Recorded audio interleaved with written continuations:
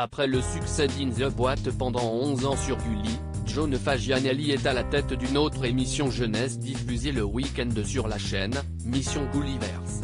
Pour Télé Loisirs, il se confie sur cette nouvelle émission et sur sa carrière.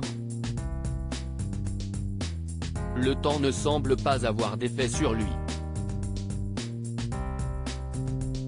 Depuis 2007, John Fagianelli continue de cultiver la part d'enfant présente lui en animant avec brio toutes les émissions jeunesse de Gulli. Après avoir rendu culte l'émission In the Boîte, diffusée de 2007 à 2018 sur la 18, le présentateur de 48 ans est aujourd'hui à la tête d'un nouveau programme révolutionnaire, Mission Gulliver's. Dans ce jeu pour enfants, les participants sont plongés dans le monde virtuel. Pour Télé Loisirs, le sympathique animateur a expliqué le concept et est revenu sur sa longue carrière télévisuelle.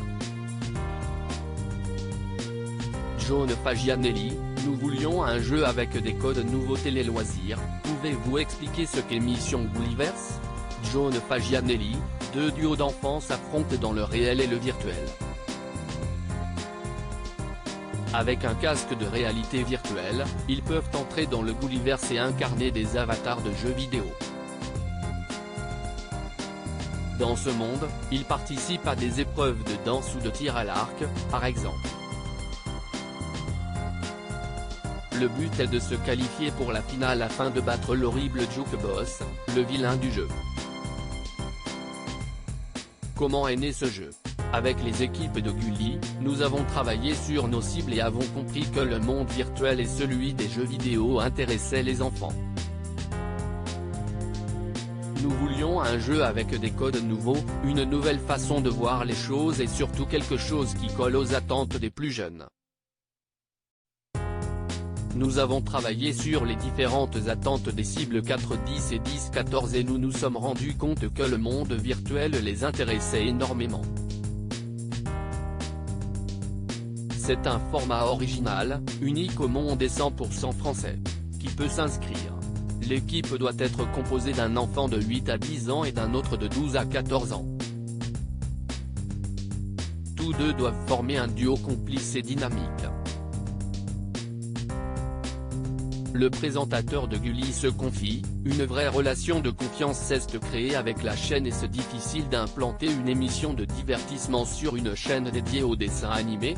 Il faut toujours se renouveler et proposer une nouvelle offre différente des émissions que l'on peut trouver ailleurs. Notre façon de parler aux enfants doit être différente de celle d'il y a 20 ans. On ne doit pas surjouer et être naturel. Je dois sans cesse évoluer, même si je reste le même, je reste John, il rit. Je dois trouver des formulations différentes pour ne pas passer pour un boomer. Comment se passe votre collaboration avec Sohan, votre co-animatrice? J'ai eu un coup de foudre pour Anne So, j'ai l'impression d'avoir ma petite sœur. On s'entend très bien à l'antenne et dans la vie, c'est amical, presque familial. C'était sa première animation à la télévision même si elle est à la radio. Elle est très intelligente, elle a compris les codes de la télévision et s'est vite adaptée. C'est un vrai bonheur de travailler à côté d'elle. Êtes-vous toujours aussi épanoui sur Gulli?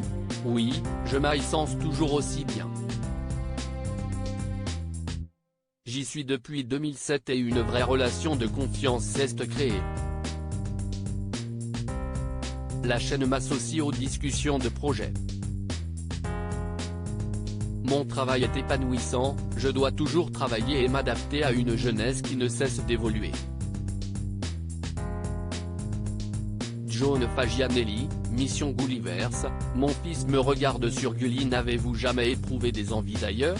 Les chaînes généralistes m'ont proposé des jeux, mais je n'ai jamais été attiré par les formats et je n'avais aucune certitude que ça puisse fonctionner. Même si c'était tous de beaux projets. On m'a aussi proposé d'animer de la télé-réalité, mais je ne pense absolument pas être fait pour ça. Comment avez-vous vécu la Ready in the Boîte en 2018 ? Ce jeu m'a tout appris. J'ai connu l'animation et la télévision grâce à ce programme. J'ai vécu son arrêt de façon assez fluide. Nous voulions, déjà 2 ans auparavant, créer quelque chose de moins aussi bien, voire mieux.